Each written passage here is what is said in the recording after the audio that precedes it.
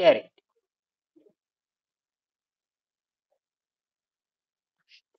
ஆ ஆ, நாம் இந்த அந்த கருவிகளை கண்டுபிடிச்சு செய்யும் பொழுது நம்ம அந்த விண்வெளியில போய் குடியேறுவதற்கு அப்ப நாம இதை வந்து கொண்டு வரணும். இதை வந்து சாதாரண இப்ப இதை கண்டுபிடிச்சாச்சு. இது வரைக்கும் யாரும் இப்படி மலிவா கொடுக்க முடியாது. இது ஒண்ணுதான் வந்தாகணும்.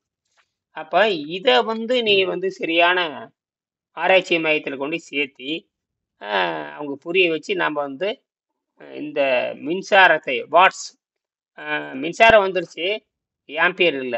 அதனால இந்த ஆம்பியர் அதிகப்படுத்துறோம்னா வேற தொழில்நுட்பத்துக்கு போகணும். அது இப்ப நமக்கு தேவையில்லை. இதை நிரூபிச்சாச்சு. அதாவது சாதாரண ஒரு மூலக்கூறில் இருந்து மின்சாரம் எடுக்க முடியும் நிரூபிச்சாச்சு. எத்தனை வோல்ட்டோட எடுக்கலாம். ஆனால் ஆம்பியர் இல்லைன்னா இது எடுக்க ஆம்பியர் இல்லைன்னா பயன் இல்லை. ஒரு எல்இடி எரியற அளவுக்கு அது இருக்கு. அதை நிரூபிச்சுட்டா. அதை நமக்கு வந்து எரிபொருள் இனி வந்து வேற எந்த தேவையில்லை. தண்ணீர்ல இருந்தா நம்ம எடுக்கலாம் அப்படின்னு தெரிஞ்சு போச்சு. தண்ணியில இருந்து 3 வகையான பொருள் எடுக்கலாம்னு உறுதியாயிடுச்சு. இனி விஞ்ஞானிகள் ஒத்துக்கொண்டால் மட்டும்தான் இது வளர்க்க முடியும். விஞ்ஞானிகள் ஒத்துக்கொள்ளலாம் வளர்க்க முடியாது இதைய. ஏன்னா நமக்கு அந்த வசதி கிடையாது, அந்த வாய்ப்பும் கிடையாது. அதோட நிறுத்திக்க வேண்டியதுதான். விஞ்ஞானிகளோட ஒத்துழைப்பு இல்லாமல் இது வளர்த்து எடுக்க முடியாது.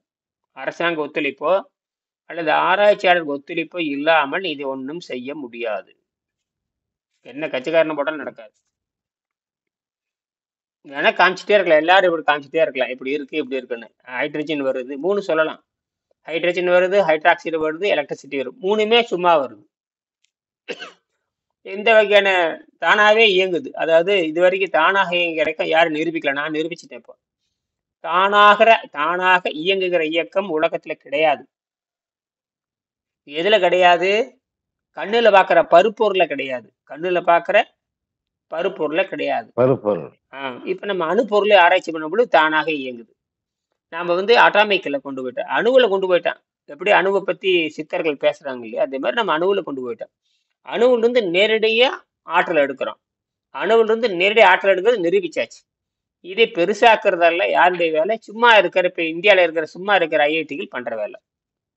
அவங்கதான் இதை கொண்டுட்டு வரணும். நாம ஒன்றும் பண்ண முடியாது.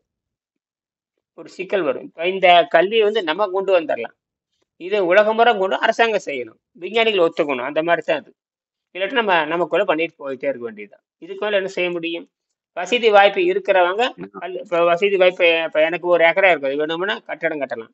கட்டடம் கட்டி எல்லாத்தையும் வர சொல்லி படிக்க வைக்கலாம்.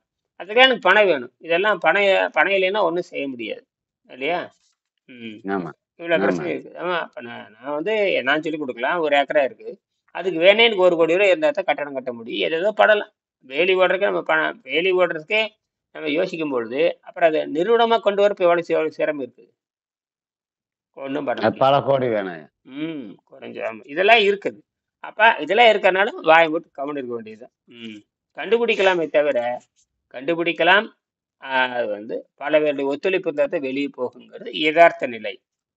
வெங்கடேசனுக்கு வந்து ஒருத்தர் வந்தாரு. அதே மாதிரி வெங்கடேசனுக்கு வந்து ஒருத்தர் வந்த மாதிரி இந்த மின்சாரத்தை நம்ம வந்து தண்ணீரை வந்து நம்ம 3 வகையால தண்ணீரை 3 வகையில வெளிப்படுத்தலாம். அதுதான் ஆச்சரியமான விஷயம். தண்ணீரை 3 வகையில வெளிப்படுத்தலாம் அப்படிங்கிறது தான். ஏன்னா ஹைட்ரஜன் வந்து எதிர்காலத்தில் எரிபொருள், எலக்ட்ரிசிட்டியும் எதிர்காலத்தில் நமக்கு தேவை. ஹைட்ராக்சைடு அது வந்து ஒரு வகையான ஊட்டச்சத்து மாதிரி இருக்கு. பல்வேறு வகையான பொருளுக்கு ஊட்டச்சத்து 3மே கிடைக்குது அப்படிங்கிறது தான் பெரிய விஷயம். மற்றதெல்லாம் அழிவுல தான் போகும். இந்த கண்டுபிடிப்பு, என்னுடைய கண்டுபிடிப்பு ஆக்கத்துல வருது. அதை நீங்களே செஞ்சு பார்த்துடலாம். உண்மைதான். இந்த மாதிரி யார்கிட்ட வேணா பேச முடியும். இதுக்கு வலு சேர்க்கறதுக்கு நாளாகும். மனித குலத்தின் எதிர்காலத்தை பற்றி படிச்சாச்சு. 45. அப்ப தனிப்பட்ட மனிதனுடைய வாழ்க்கை முறை 46. சரி, 226 பக்கத்துல 500 திருமூலர் 500 வருடங்கள் வாழ்ந்ததற்கு சரித்திர ஆதாரம் உள்ளது என்று இப்புத்தகம் 14வது பக்கத்தில் எழுதியிருக்கிறேன். நீண்ட காலம் வாழ்ந்திருக்காங்க. அவங்க நீண்ட காலம் வாழ்ந்திருக்கோம். அவங்க தனிமையில தான் இருந்திருக்காங்க. தனிமையில இருந்து குகையில தான் இருந்திருக்க முடியும். அது வந்து சக்தி அங்கிருந்து எடுத்துட்டு இயற்கையோட தொடர்பு வச்சுக்கிட்டு பேசாம இருந்திருக்கிறாங்க. அப்படிதான். என்ன எல்லாத்தையும் சொல்லி கொடுத்துட்டு போயிடுறது. எல்லாம் எழுதி வச்சுட்டு போயாச்சு. திருமணம் எல்லாம் எழுதி வச்சுட்டு போயிட்டாருல, அப்புறம் என்ன? திருவள்ளுவர் எழுதி வச்சுட்டு போயாச்சு, அவ்வளவுதான். இப்படி எல்லாரும் அவங்க வந்ததுக்கு வள்ளலார் அவர் எழுதி வச்சு போயாச்சு. அவங்க பஜனை பாடிட்டு இருக்கிறது நம்ம வேலையே இல்லை. அதுல என்ன சொல்றாங்களோ அதை செஞ்சு பார்க்கணும். அதுல ஒண்ணே ஒண்ணு, அதுல அவர் சொல்லாததுன்னு பசி தாகத்தை கட்டுப்படுத்துன்னு சொல்லல.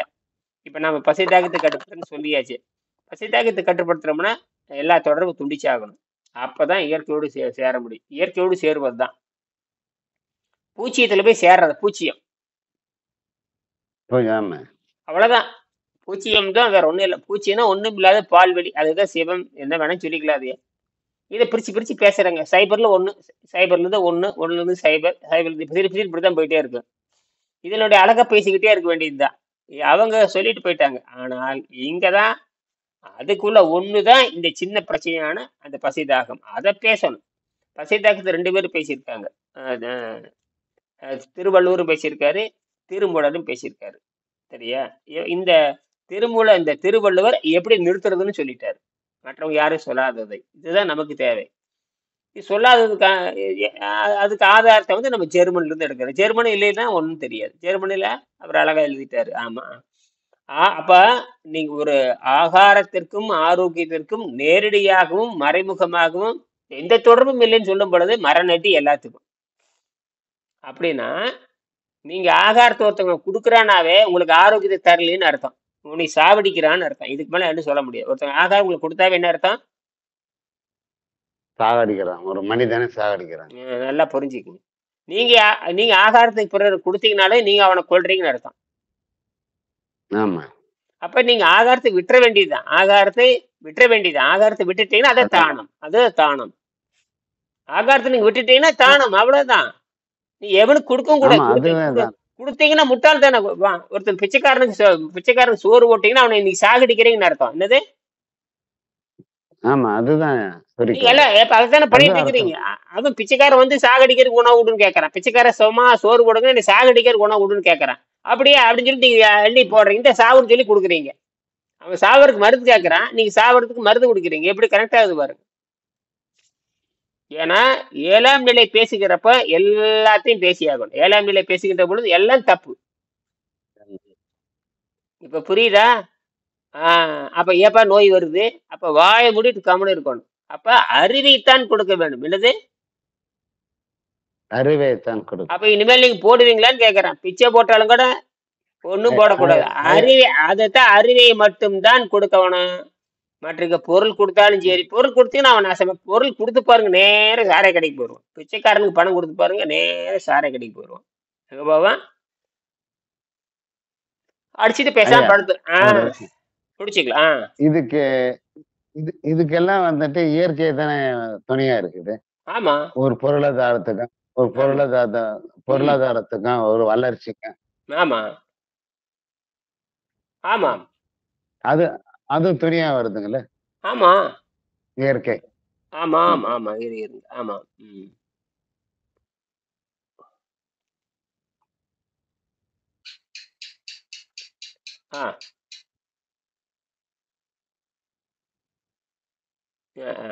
ஆமா. இப்ப இயற்கையை நாம் ஒழுங்கு செய்ய வேண்டும். இந்த மனதின் மூலமாக இயற்கையை நாம் என்ன செய்யணும்? ஒழுங்கு செய்யணும். இந்த இயற்கையை ஒழுங்கு செஞ்சாது. இயற்கை என்பது தாறுமாறத்தான் இருக்கும். இயற்கை என்பது ஒன்னா குளிர்ச்சிப்படுத்தணும், அல்லது வெப்பப்படுத்தணும், அல்லது நடுநிலைப்படுத்தணும். இப்ப முள்ளு வளர்ந்து இருக்குதுன்னா முள்ளை நாம வந்து கண்டுக்காம இருக்க முடியாது. நம்மளை குத்தாம இருக்கணும்னா அதை வளைச்சு வேலியா மாத்திடணும். அப்ப நமக்கு பாதுகாப்பு தரும். நம்ம தான் இந்த புத்தியை பயன்படுத்தி இயற்கையை வளைக்கணும். இயற்கையை வளைக்கணும். ஆமா, இயற்கை நம்ம வழி கொண்டு வரணும். இயற்கையை நம்ம வழி கொண்டு வர்றதுதான் விஷயமே. இயற்கை விட்டோம்னா தாறுமாறத்தான் போயிட்டு இருக்கோம். இயற்கை அதன் வேலை அப்படித்தான், தாறுமாற போயிட்டே இருக்கும். நமக்கு வேணும்னா தண்ணி வேணும்னா நாம தான் குழாய் போட்டு வீட்டுக்கு கொண்டு வந்துடணும். அது மாதிரி எல்லாமே மனித முயற்சிகளை தான் இயற்கையை வளைத்திருக்கிறோம். இயற்கைக்கு சேதாரம் வரக்கூடாது. இப்ப இயற்கைக்கு வந்து இயற்கை சக்தி கொடுத்துட்டே இருக்கும். அது நல்ல வழியில திருப்புறது நம்ம வேலை. நல்ல வழியில திருப்புறது, தண்ணியை தேக்கி வைக்கிறது, கொடை பிடிக்கிறது, சட்டை, இந்த மாதிரி கோடிக்கணக்கான வேலைகளை இயற்கையை திருப்புகிறோம், அல்லது இயற்கை நமக்கு வசதியாக மாற்றுகிறோம். அப்படித்தான். இயற்கையும் அழியாது. மாட்டுக்கு மூக்கணாங்கயிறு போடுற மாதிரி தான். அதேதான்.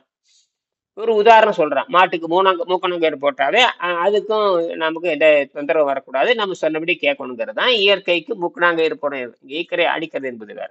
அப்ப அதுதான் இப்ப நம்ம தண்ணி எல்லாம் வந்து நம்ம மின்சாரம் எடுத்திருக்கிறோம்னா எந்த சேதாரமும் இல்லை, நன்மை மட்டும்தான் கொடுக்கறது. அது அது வெளியிருந்து உறிஞ்சிக்குது, மீண்டும் வெளியவே தள்ளுது. இதுதான் ஆச்சரியம். மற்ற கருவிகள்லாம் அழிவை மட்டும்தான் கொடுக்கும். நாம கண்டுபிடிச்சிருக்கிற கருவி மட்டும்தான் என்ன கொடுக்கும்? ஆக்கத்தை கொடுக்கும்.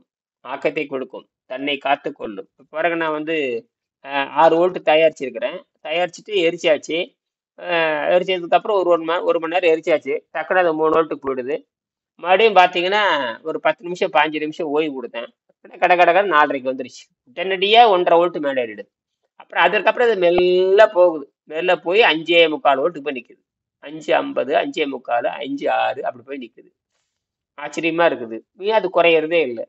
மீண்டும் 3 வோல்ட்டுக்கு வருது, மீண்டும் 4 வோல்ட்டுக்கு போகுது. அப்ப தன்னை நிலைப்படுத்தி, இதுதான் கண்டுபிடிப்பு. இதை எப்படி விரிவாக கொண்டு வர்றதுன்னு கேள்வி. சரி, முடிச்சுக்கலாம்.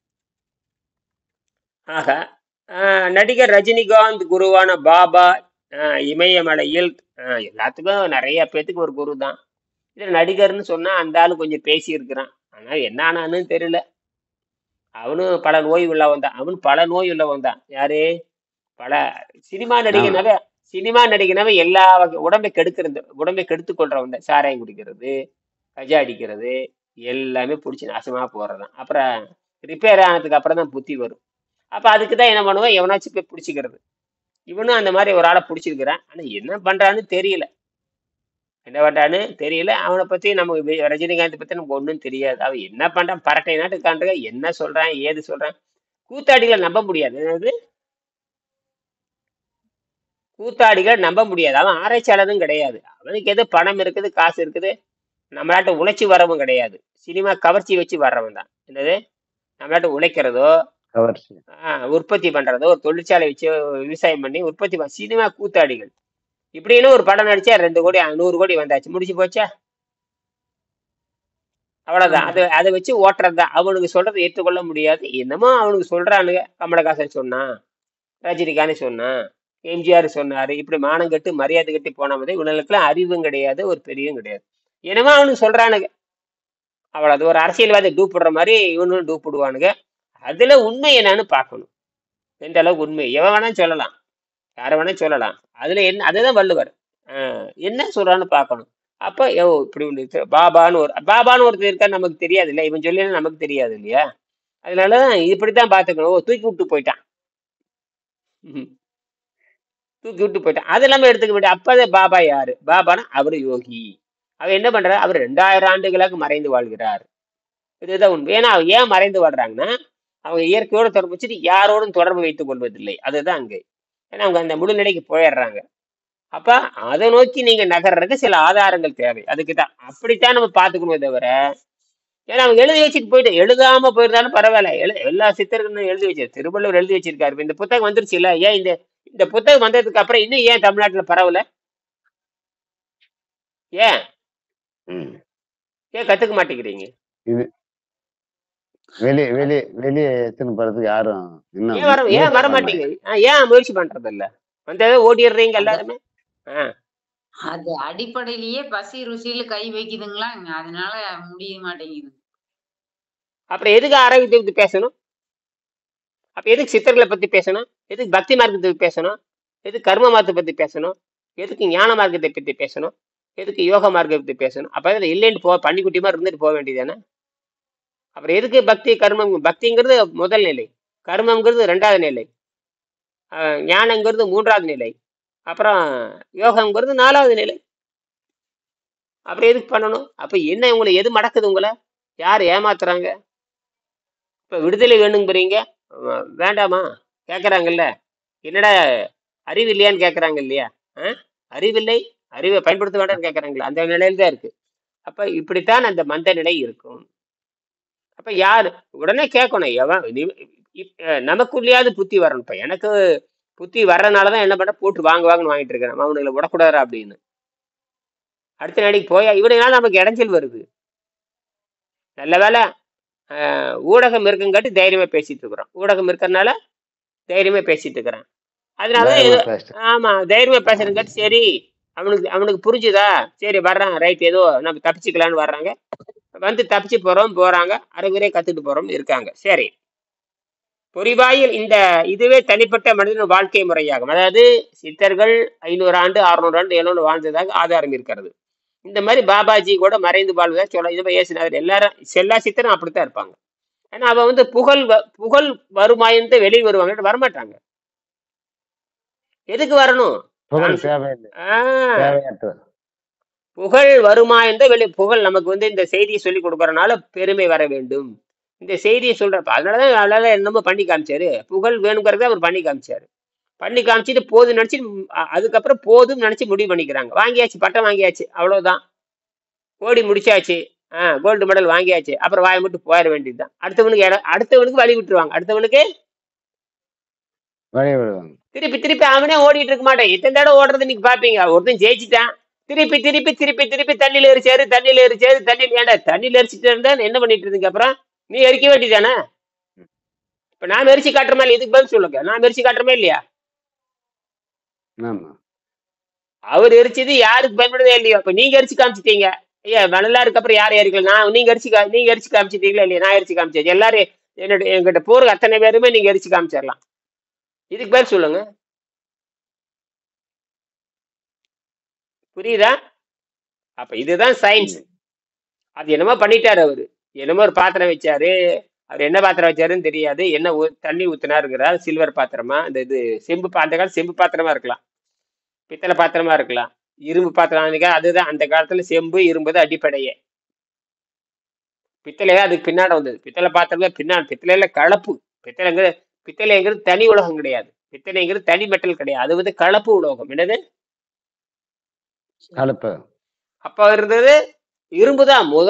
முதல் உலகத்துக்கு தமிழர்கள் தான் இரும்பை கண்டுபிடிச்சாங்க. அதுக்கப்புறம் செம்பு, இப்படிலாம் என்னமோ பண்ணியிருக்காரு. ஆக இப்ப நம்ம பண்றது என்னன்னா, வெறும் பிளாஸ்டிக்ல இருந்தே ஒரு தண்ணி மட்டும் வச்சுக்கிட்டு எல்இடிங்கிறது உயர் கண்டுபிடிப்பு. எல்இடிங்கிறது சாதாரண விஷயம் இல்லை.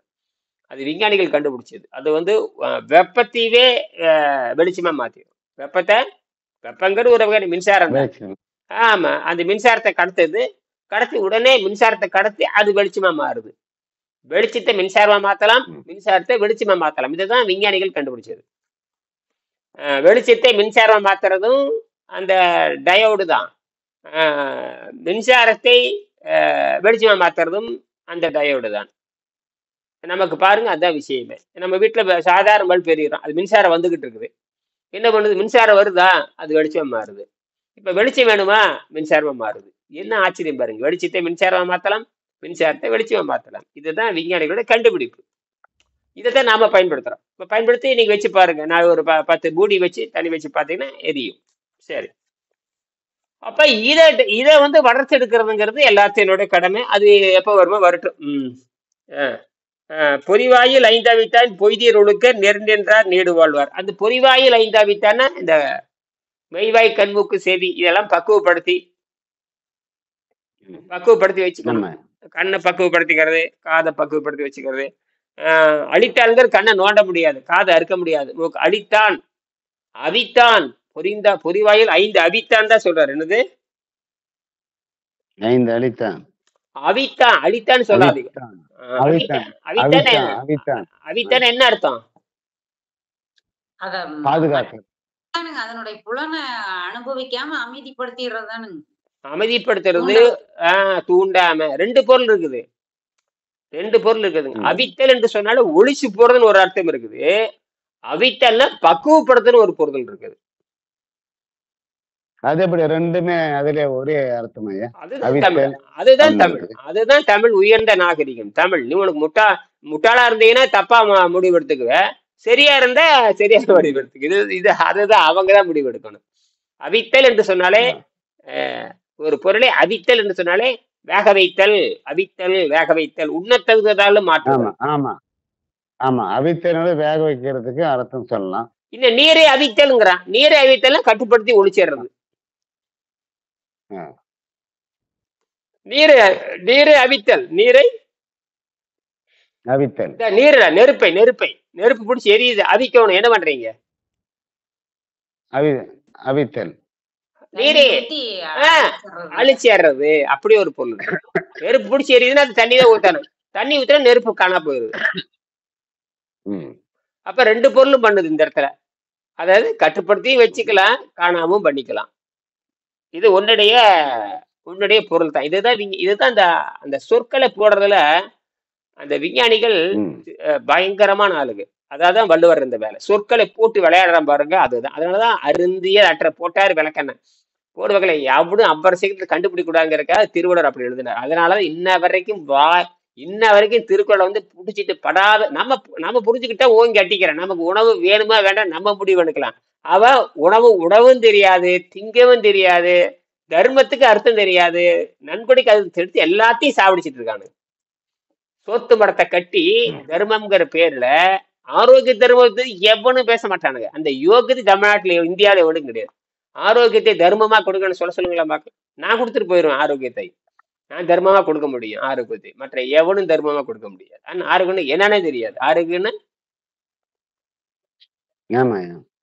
ஆரோக்கியம் என்பது என்னன்னா யாருக்கும் தெரியாது. வெள்ளக்காரனுக்கு தெரியாது, எம்பிபிஎஸ் படிக்கணும் தெரியாது, எம்டி எம்எஸ் சித்தா ஆயுர்வேதம் எவனுக்கும் ஆரோக்கியத்தை பத்தி தெரியாது. எல்லாம் சோறு திணி பயலுங்க. என்னது பெருங்குடலை கெடுக்கிறவனுங்க. பெருங்குடலை கெடுத்து, அதாவது எல்லாரும் பெருங்குடலை கெடுக்கிறவன் தான். நாம தான் பெருங்குடலை கெடுக்காம தப்பிச்சு போயிடுறோம். நாம நேரடியாக ஜீரண நீரை கை வைக்கிறோம். ஏன்னா ஜீரண நீர் தான் மரணத்துக்கு உறுதியானது. அதை எல்லா விஞ்ஞானம் தெளிவுபடுத்துகிறது.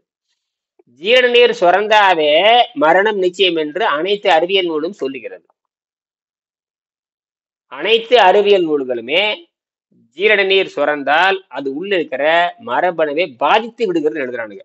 அப்ப அது ஏன் நாம பாதிக்கும்? நம்ம உடம்பு உள்ள உயிர் இருக்குது, கடவுள் உள்ள இருக்கிறார், அவ்வளவுதான். கடவுளுங்கிறது உயிர், அவ்வளவுதான், ஆற்றல், இப்ப நிறைய சொல்லலாம். அப்ப அதைத்தான் இவங்க என்ன பண்ணாங்கன்னா, உடல் தான் கோயில், உள்ள இருக்கிற உயிர் தான் இறைவன், அழகா முடிச்சாங்க. இதை சொன்னது தமிழர்கள் தான். அதனாலதான் அவங்க என்ன பண்ணாங்க, உடலையே கோயிலாக உடனே உள்ளம் பெருங்கோயில்ட்டான். அதான். அப்ப இதுக்குள்ள இருக்கிற அணுவுக்குள்ள இருக்கிற ஆற்றல் வெளிப்போகாம இருக்கணும். அது வந்து உணர்ந்த நிலையில் போகணுங்கிறாங்க. அதான் அந்த உணர்ந்த நிலையில் போகணும். உறைந்த நிலையில் போகணும்னா அந்த பூச்சியத்தை புரிந்து கொள்ள வேண்டும். பூச்சியம் இப்பதான் வந்திருக்கானுங்க. இப்பதான் என்ன சொல்றானுங்கன்னா, ஆமாம் பூச்சியம் ஒண்ணு இருக்குது, ஒண்ணுன்னு இருக்குன்னு சொல்றானுங்க.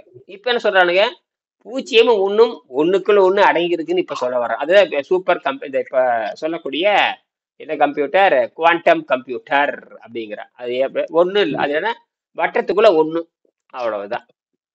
வட்டத்தை போட்டு நடுவில் ஒண்ணா போட்டீங்கன்னா ரெண்டுமே அதுதான். அப்ப உண்டும் அதுதான். தனிப்பட்ட முறையில கிடையாது. ஒண்ணு தனிப்பட்ட முறையில இல்ல, பூஜ்யம் தனிப்பட்ட முறையில எல்லாம் கலந்துட்டான். அதுதான் சித்தர்கள் என்ன பண்ணானுங்க அந்த காலத்துல இருந்தானுங்க.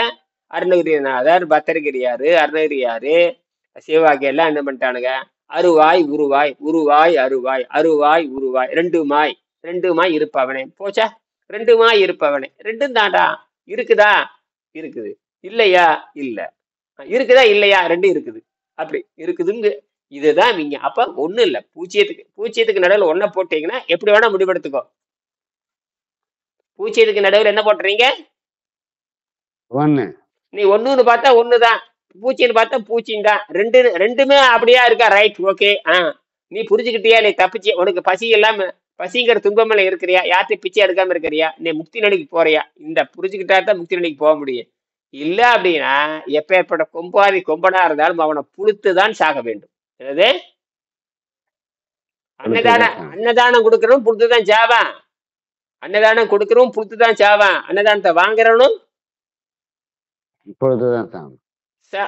அவனுங்களை தப்பிக்க முடியாது. அவனுமே அதுதான் ஒண்ணு இருக்குது. சைபரை சாப்பிடறவனும் பூஜ்யம், கொடுக்கறவனும் ஒண்ணு. எப்படினாலும் எடுத்துக்கலாம், இருக்குது ஆனா இல்ல. அதேதான் எடுத்துக்கிறீங்க. அப்ப எல்லாமே இந்த ஜீரண நீரை அடிப்படை வைத்துக் கொண்டுதான் இருக்கு. முடிச்சுக்கலாம், அதோட எடுத்துக்கலாம். சரி. பொறிவாயில் 5 வைத்தான் பொய்யர் ஒழுக்க நீரண்டார் நீடு வாழ்வார் என்பது திருக்குறள். இந்த குறளில் ஒழுக்க நெறி என்பது பரிணாம வளர்ச்சியை பின்பற்றி வாழ்வது. பரிணாம வளர்ச்சி அடிப்படை. அப்ப பரிணாம வளர்ச்சி என்ன தெரியுமா, 6ல இருந்து 7க்கு போறது. 6ல இருந்து அப்ப 6ல இருந்து 7க்கு போறப்ப நீங்க நாமளும் தப்பிச்சுக்கணும். நாம 6ல இல்ல, இந்த 6ல இதெல்லாம் இந்த ரகலை நடக்குது.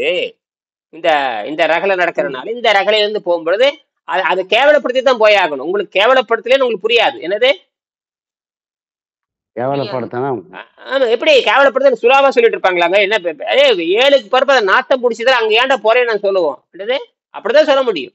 ஆமாங்க. ஆமாங்க. ஆமா அறிவுறதா? தன்மை இழிவு சொல்லித்தான் ஆகணும். ஆமா, இழிவே. தன்மை இழிவு சொல்லித்தான் ஆகணும். ஆமா, இழிவே சொல்லு. இழிவிடா ஏன்டா தப்பான காரியத்தை பாரு, குடிச்சு செத்துடா போவேன்னு நான் சொல்றான். குடிச்சு ஏன்டா சாவற அப்படின்னு சொல்ல வச்சேன். அடிக்கிறான்ல போட்டு. வாத்தியார் மிரட்டுறாருல, அதே மிரட்டுதான் சொல்லி ஆகணும். வாத்தியார் கைப்பிடிச்சுன்னு சொல்லிட்டு போக முடியாது. எல்லாத்தையும் கைப்பிடிச்சு போக முடியாது. ஒரே 50 பேர் உட்கார்ந்தா ஒரே நேரத்துல இப்படி இப்படி செய் அப்படின்ட்டு போயிடுவான். எல்லாத்தையும் கூட்டிட்டு போற வேலை வாத்தியார் கிடையாது. ஒரே சொல்லல புரிஞ்சுக்கணும். அதான் மாட்டுக்கு, நல்ல மாட்டுக்கு ஒரு சொல். எங்களுக்கு ஒரு என்ன ஒவ்வொரு முறையும் சூடு ஓடணும் மாட்டிருக்குதுங்க. ஏனுங்க ஐயா? ஆமா, அந்த அளவுக்கு புளுத்து போய் கிடக்குறான். சூடு போட்டுக்கிட்டே இருக்கணும். சூடு சூடு வாங்கிட்டே இருக்கணும். சுட்ட புலி மாதிரி சுட்டுக்கிட்டே இருக்க வேண்டியதுதான். போட்டு தாக்குன்னு தாக்க வேண்டியது. தண்டனை கொடுத்துட்டே இருக்கணும். பெனால்ட்டி போட்டுக்கிட்டே இருக்கணும். பெனால்ட்டி போட்டு போட்டு போட்டு போட்டு தண்டனை போட்டு போட்டு போட்டு போட்டு போட்டாதான் புத்தி வருது. வேற வழியே கிடையாது.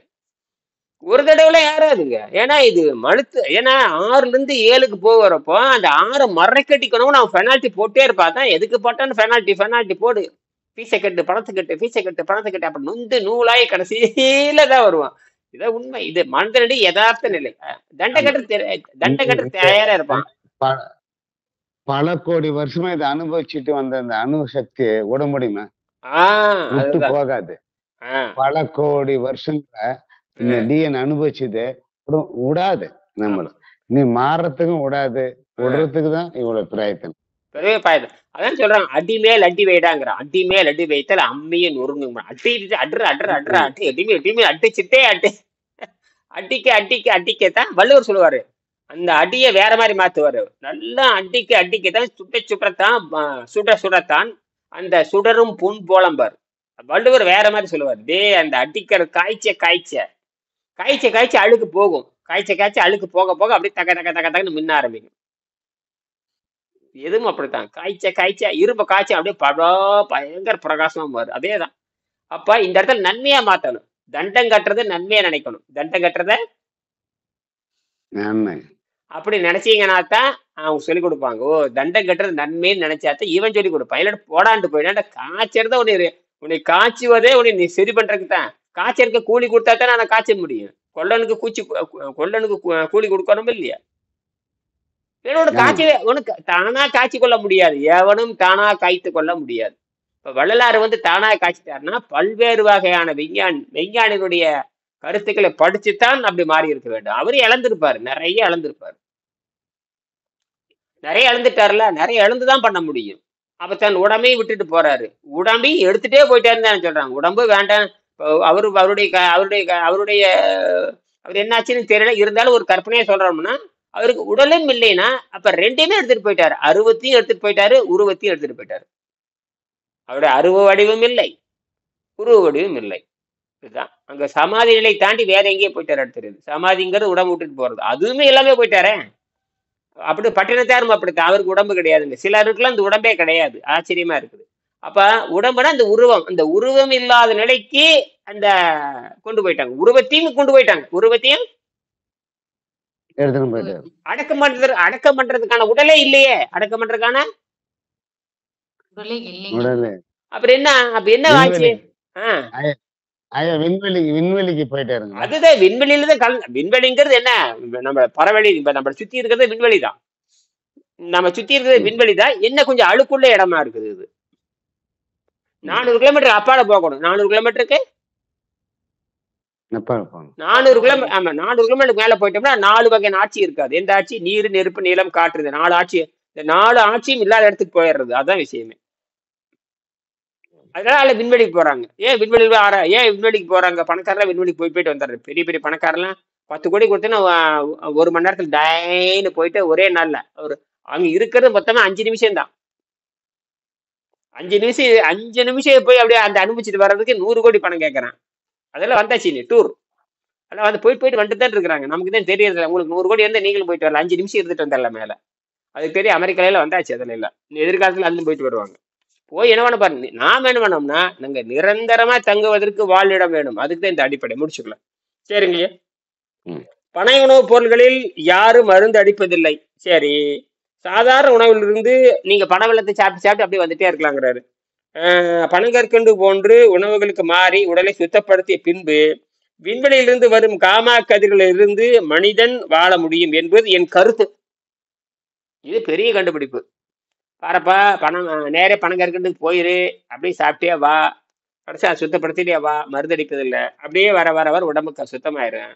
அதுக்கப்புறம் காமா கதிர்கள் இருந்து உடம்பை எடுத்து வாழ வேண்டும் என காமா கதிர் தான் வந்து அந்த சக்தியை வெளிவிட்டுக்கிட்டே இருக்குது. ஏன்னா நம்ம சூரியனை நம்ப முடியாது, சூரியன் நமக்கு தேவையில்லை. நமக்கு கருந்துளை தான் தேவை. கருந்துளையிலிருந்து இருந்து வரக்கூடிய அந்த பால்வெளி, அது வெட்டவெளி, எந்த வெளிச்சமும் அது கிடையாது. அது என்ன பண்ணுதுன்னா கண்ணுக்கு தெரியாதுன்னு அதிக ஆற்றலுடைய காமா கதிர்களை வெளியே விடுகிறது. அது ஒரு போட்டான் தான். அந்த போட்டான் வந்து கண்ணில் பார்க்க முடியாது. இந்த வெளிச்சமான கண்ட பார்க்குற மாதிரி சூரியனை பார்க்க முடியாது. அவ்வளவு அது பயங்கரமான ஆற்றல் உடையது. அதுதான் நம்ம மனிதனுக்கு ஆற்றலை தருகிறது சொல்லி முடிச்சுக்கிறாரு. சரி, இந்த இடத்துல மறுபடியும் வர்றாரு. பசித்திரு தனித்திரு விழித்திரு என்பது வள்ளலாரின் வாக்கு. தனிப்பட்ட மனிதனுக்கு மரணம் இல்லை. தனிப்பட்ட மனிதனுக்கு மரணம் இல்லை. மனித சமுதாயத்திற்கு அழிவு இல்லை என்பது இப்புத்தகத்தின் கருத்து. நமது கல்வி முறை அவ்வாறு அமைய வேண்டும். பகவத்கீதை, இதோட நிறைவேற்றிக்கலாம். பகவத்கீதை ஸ்ரீமதி கிருஷ்ணர் கூறிய ஒரு வாக்கியத்தை இப்போது நான் வாசகர்களுக்கு நினைவுபடுத்துகிறேன், ஞாபகப்படுத்துகிறேன். நல்லவர்களை காப்பாற்றவும் தீயவர்களை அழிக்கவும் அறத்தை நிலைநாட்டவும் நான் ஒவ்வொரு யுகத்திலும் அவதரிப்பேன். அவ்வளவுதாங்க. மற்ற நாளைக்கு 10 மணிக்கு பார்க்கலாம். ரைட். இதை சந்தேகம் பண்ண கேட்கலாம், தெரிவு செஞ்சுக்கலாம். நன்றி.